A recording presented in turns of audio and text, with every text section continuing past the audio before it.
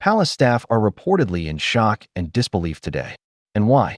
Because according to explosive new reports, Prince Harry has issued a list of demands to King Charles as his price for reconciliation.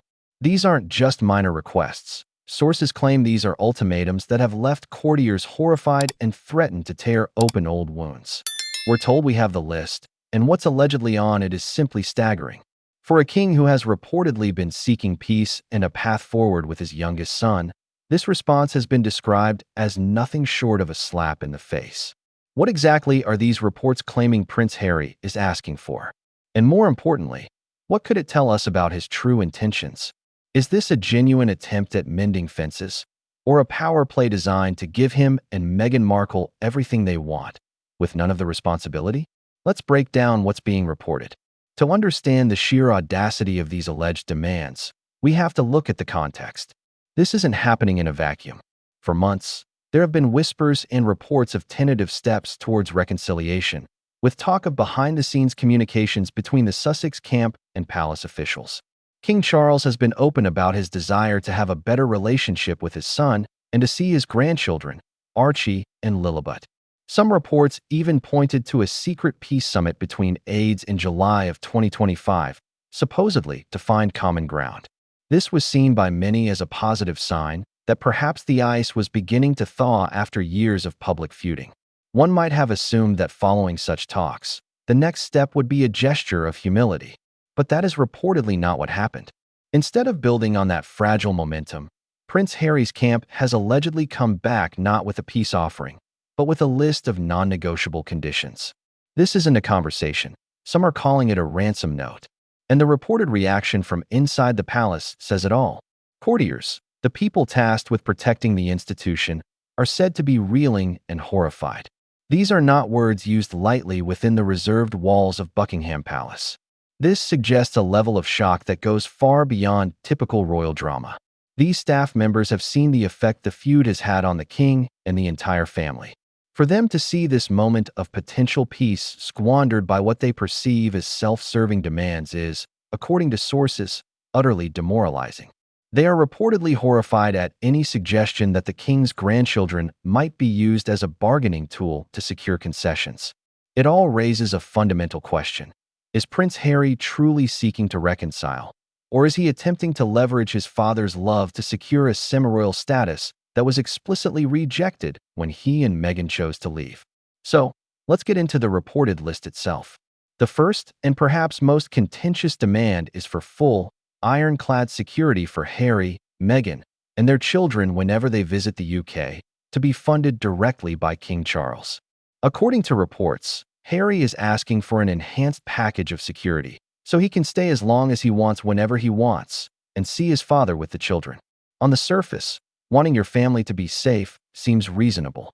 Prince Harry has been very vocal about his security concerns and has waged a lengthy legal battle with the UK's Home Office after his taxpayer-funded police protection was removed. He's spoken of feeling unprotected and exposed on previous trips and has claimed it's the primary sticking point in his relationship with his father. But let's peel back the layers here, because to many, the hypocrisy is staggering. Prince Harry and Meghan Markle made a very public choice to step away from their roles as working royals. They wanted financial independence and a private life in America. They can't now, some argue, demand the single most expensive perk of the life they so publicly rejected. The decision for them to have a bespoke security arrangement was a direct consequence of their own choices. They are, for all intents and purposes, private citizens in the UK. So why? Critics ask, should they be entitled to protection that other non-working royals don't receive? And why should King Charles be expected to foot the bill personally? This demand feels less about a genuine fear for safety and more about a refusal to accept the consequences of their actions.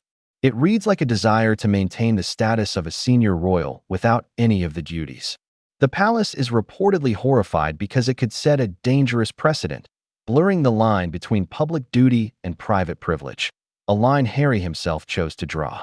If the security demand was audacious, the second reported demand ventures into truly surreal territory. Prince Harry has allegedly requested that all press and media interactions for his family during UK visits be controlled and coordinated directly by Buckingham Palace.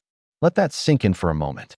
The man who, with his wife, spent years attacking the royal press machine, the so-called invisible contract, now reportedly wants to wield it for his own benefit. The man who accused the palace press office of briefing against him and failing to protect his wife now wants that same office to act as his personal PR firm. You really can't spend years decrying an institution as toxic and complicit in your suffering, only to then demand it serve as your shield. It suggests a fundamental misunderstanding of the communications team's purpose. Their job is to represent the monarch and the crown, not the personal brand of a non-working royal in California. This isn't about seeking privacy. It's about seeking positive PR. It's about controlling the narrative. They don't just want to be left alone. They want to be presented in a specific, favorable light, using the very mechanisms they once sought to dismantle. It's a request to turn the Royal Press Office into a subsidiary of Brand Sussex, and it's a demand that palace insiders would rightly see as completely untenable. And now we come to the final, and by far the most explosive, alleged demand. This is the one that reportedly strikes at the very heart of royal protocol and tradition. Prince Harry is demanding that Meghan Markle be granted full Her Royal Highness, or HRH, treatment, which would include the expectation of formal bows and curtsies from other members of the. When Harry and Meghan stepped back, they agreed not to actively use their HRH titles. While they technically retained them, the understanding was clear. The formal styling was off the table. To formally demand its reinstatement in practice is a stunning escalation. This isn't just about a title. It's about status. It's about asserting a position in the hierarchy they voluntarily gave up. After launching countless accusations against the family, to turn around and demand a curtsy is seen by many as the ultimate provocation. It forces the royal family into an impossible position. To agree would be to validate the Sussexes' half-in, half-out model of royalty. To refuse, however, allows Harry to continue to play the victim, claiming his wife is being disrespected. It's a masterful, if deeply cynical, strategic move that appears designed to create a lose-lose situation for the crown. And it is this demand, more than any other, that risks blowing any chance of genuine reconciliation wide open. Before we get into Harry's next reported move, what do you think of these alleged demands? Are they reckless, or are they reasonable? Let me know your thoughts in the comments below. And if you're finding this analysis insightful, make sure you're subscribed so you never miss an update. Alongside this reported list of demands, another overture is apparently being made involving the Invictus Games. The Games are set to return to the UK in 2027, and Prince Harry is reportedly pushing for King Charles to participate in the opening ceremony. This is being framed as a powerful symbol of reconciliation, a dream moment for father and son. On the surface, it's a brilliant idea. The Invictus Games are Harry's greatest success, a cause that is universally applauded. It provides a positive platform for a reunion, and as head of the armed forces, the king's attendance would be entirely appropriate. However, just like with the demands, royal watchers are deeply divided on the true motive. Is this a genuine olive branch, or a Trojan horse? Many insiders are skeptical, viewing the invitation as a calculated PR strategy for Brand Sussex.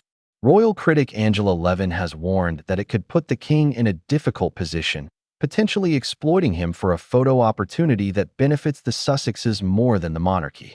The concern is that gestures like this are often leaked to the press, making them feel less like sincere attempts at peace and more like public pressure campaigns. So there you have it. The shocking, reported list of demands. Ironclad security on his terms, the palace press office as his personal PR machine, and a curtsy for Meghan. All of this comes while the king is reportedly hoping for peace. The reaction from the palace has been described as one of horror, with staff seeing these conditions not as a pathway to peace, but as a series of audacious ultimatums that threaten to sabotage the entire process. They reportedly fear the king's grandchildren are being used as leverage in a high-stakes negotiation for status. With demands reportedly this audacious, has the last bridge to reconciliation been burned for good? Is this the end of the line for any hope of a family reunion? Don't forget to like this video, subscribe, and hit that notification bell so you can stay on top of all the latest royal news. Thanks for watching.